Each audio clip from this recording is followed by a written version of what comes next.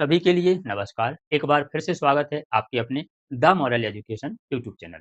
आज हम देख रहे हैं कि ईएसबी ने संयुक्त भर्ती परीक्षा निकाली है, जिसमें पटवारियों की भी वैकेंसी है, डाटा ऑपरेटर की है, पंचायत में है, टाइपिंग की, सहायक प्रोग्रामर की है, सुपरवाइजर की सहित इसमें 61 विभाग हैं। कितने हैं? 61 इसमें विभाग हैं और विभागों में अन्य प्रकार की भी भर्तियां हैं, जिनमें 161 से लेके 165 प्रकार की आपकी भर्तियां हैं। इन भर्तियों को हम देखेंगे। जैसे ही हम ईएसबी पर जाते हैं, तो ईएसबी पर हम देखते हैं, यह रही आपकी ईएसबी।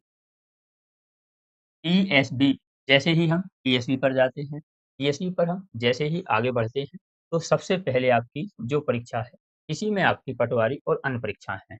ऑनलाइन आवेदन समूह 2 उपसमूह 4 संयुक्त भर्ती परीक्षा 2026 प्रारंभ दिनांक है 4/8/26 से। 4/8/26 इसका मतलब आज से आपके फॉर्म भर रहे हैं। फॉर्म आपके आज से भर रहे हैं। जैसे ही हम नियम पुस्तिका पर जाते हैं, तो हमारे सामने इसकी नियम पुस्तिका ओके हो जाती है।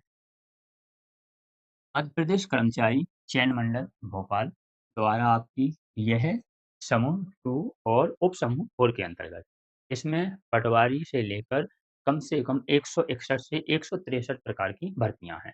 इन भर्तियों के बारे में हम देखेंगे। 4 तारीख से आपके 18 तारीख तक आपके फॉर्म भरेंगे। इसी के साथ संशोधन के लिए 4/8 से है और यह 23/8 तक है। हम बार-बार कहते हैं, जब संशोधन की डेट लिखी रहती है, इसका मतलब है जिस दिन से फॉर्म भर रहे हैं, 4 तारीख से फॉर्म भर रहे हैं, 4 तारीख से ही संशोधन किया जा सकता है और 23 तक किया जा सकता है। ऐसा नहीं कि 18 से 23, 4 से 23 तारीख के बीच। तो यदि किसी प्रकार की गलती हो जाती है, तो आप संशोधन को ध्यान से करवाएँ। अब देखते हैं हम परीक्षा दिनांक आपकी है 22/9 मंगलवार से प्रारंभ हो जाएगी। जब भी ईएसबी कोई भी पद निकालता है, वैकेंसी देता है, तो उसे इतनी स्पीड में पेपर लेना होता है कि 1 महीने भी अब मुश्किल लगता है। 18 तारीख को खत्म हुआ और 22 तारीख से इसके पेपर आ गए। यानी आपको ज़्यादा समय नहीं मिलता है। इसी के साथ परीक्षा शुल्क है, अनारक्षित वालों के लिए 500 है, आरक्षित वालों के लिए 250 है और जो इसमें बैकलॉग और केवल सीधी भर्ती है, उनके लिए कोई शुल्क नहीं है। इसी के साथ आपका पेपर 22/9/26 मंगलवार से प्रारंभ है। 2 पालियों में आपका पेपर है, प्रथम पाली, द्वितीय पाली। प्रथम पाली को देखें, यह प्रातः 8 से 9 बजे तक आपको रिपोर्टिंग करना है। 8 से 9 बजे आपकी रिपोर्टिंग है। 9:50 से 10 बजे तक आपको महत्वपूर्ण जो निर्देश दिए रहते हैं, उन्हें पढ़ने के लिए समय दिया जाता है। इसी के साथ उत्तर अंकित कब से कब तक कर सकते हैं आप? 10 से 12 तक।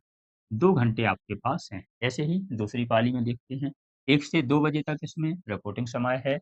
2:50 से 3 बजे 10 मिनट तक आप दिशा निर्देश पढ़ सकते हैं और 3 से 5 बजे 2 घंटे का आपका इसमें पेपर, यानी आपको उत्तर हल करने के लिए 2 घंटे दिए जाएँ। आगे जानकारी है, यह आपकी जो विज्ञप्ति है, यह 144 पेज के लगभग है, लेकिन इसमें जो महत्वपूर्ण जानकारी है, उसे हम देखते हैं।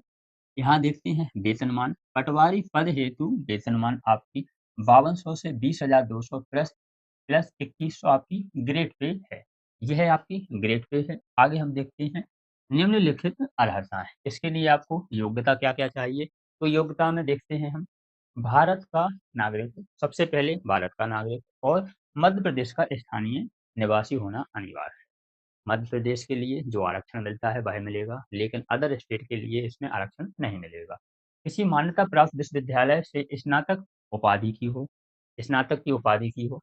पटवारी चयन परीक्षा हेतु CPCT score card Hindi typing एवं कंप्यूटर दक्षता सहित उत्तीर्ण होना अनिवार्य है। सीपीसीटी होना अनिवार्य है, जिसमें आपको हिंदी टाइपिंग में पास होना अनिवार्य है और कंप्यूटर दक्षता में पास होना अनिवार्य है। सीपीसीटी परीक्षा उत्तीर्ण न होने पर चयनित अभ्यर्थी को सीपीसीटी परीक्षा नियुक्ति के पश्चात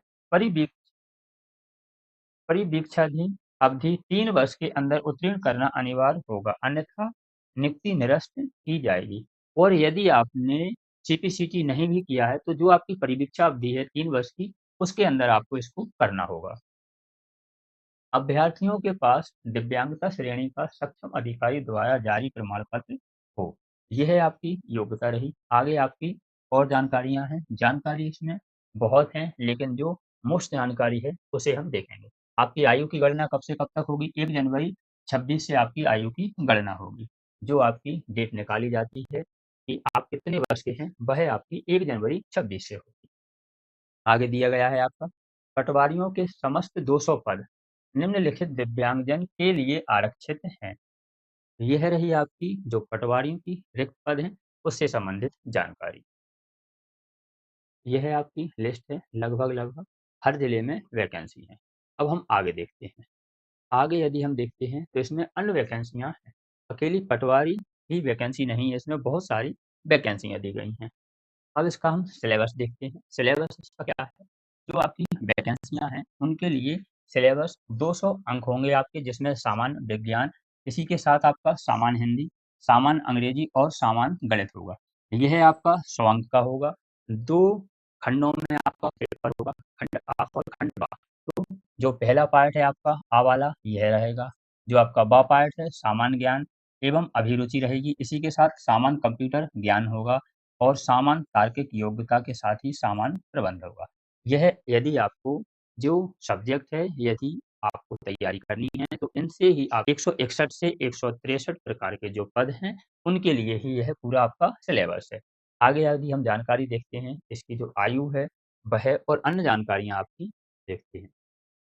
अब हम आयु देखते हैं, आयु में इसका भर्ती का तरीका है। खुली प्रतियोगिताओं से सीधी भर्ती भरे जाने वाले जो पद हैं, उनमें आपकी 18 से 40 वर्ष है।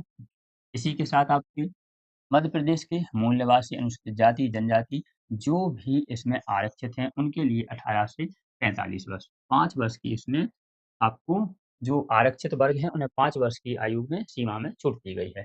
तो यह आपकी आयु सीमा रही। आगे हम देखते हैं, जो सभी पदों के लिए अभ्यर्थियों का मध्य प्रदेश राज्य रोजगार पंजीयन जीवित होना अनिवार्य है, तो इसमें पंजीयन लगेगा। यह आपके संयुक्त भर्ती के पद हैं, जिनमें यदि हम देखते हैं, तो लिस्ट बड़ी है। यदि आप देखेंगे, तो आपको पंचायत संचालनालय भोपाल में आपके 1, 2, 3, 4, 5 प्रकार के पद दिए गए हैं, जिसमें खंड पंचायत अधिकारी हैं, डाटा एंट्री ऑपरेटर है, डाटा एंट्री ऑपरेटर संविदा है, पंचायत समन्वयक है और पंचायत समन्वयक अधिकारी है। इसमें सीधे पद भी हैं, इसमें बैकलॉग पद भी हैं, संविदा पद भी हैं और आपके ये सब पद दिए गए हैं। आगे यदि हम जानकारी देखते हैं, तो ऐसे बहुत सारे पद दिए गए हैं। जैसे हम देखते हैं, पद कोड आपका 100 है, सीधी भर्ती है, पंचायत समन्वयक अधिकारी हैं, 311 इसमें पद हैं, जिसमें जनरल के 73 पद हैं, महिलाओं के 40 हैं, भूतपूर्व सैनिक के हैं, महिलाओं के हैं और यह अन्य पद दिए गए हैं। ईडब्ल्यूएस के 26 हैं, एससी के इसमें पद नहीं है, एसटी के 11 हैं और ओबीसी के इसमें 72 पद हैं। इसी के साथ यह महिलाओं के हैं, भूतपूर्व सैनिक के हैं, संविदा कर्मियों की, यह टोटल पद हैं 311 और इसमें जो योग्यता है, मान्यता प्राप्त विश्वविद्यालय से स्नातक होना चाहिए। मान्यता प्राप्त विश्वविद्यालय से संस्था से न्यूनतम 1 वर्षीय कंप्यूटर डिप्लोमा और सर्टिफिकेशन परीक्षा उत्तीर्ण होना चाहिए आपका। तो इसी प्रकार आप पद देखेंगे तो पूरे पद आपको दिख जाएँगे। आप अपनी योग्यता के हिसाब से इसमें फ़ॉर्म डाल सकते हैं। इसमें फ़ॉर्म आपको बहुत ही ध्यान से डालना है और आवश्यक रूप से डालना है जो तैयारी कर रहे हैं, क्योंकि इसमें बहुत सारे पद दिए गए हैं। ऐसे ही अपडेट के लिए आप हमारे चैनल को सब्सक्राइब कर लीजिए, क्योंकि हम नौकरी संबंधी सभी अपडेट अपने चैनल पर लाते रहते हैं। मिलते हैं एक और जानकारी, एक और अपडेट के साथ अगली वीडियो में।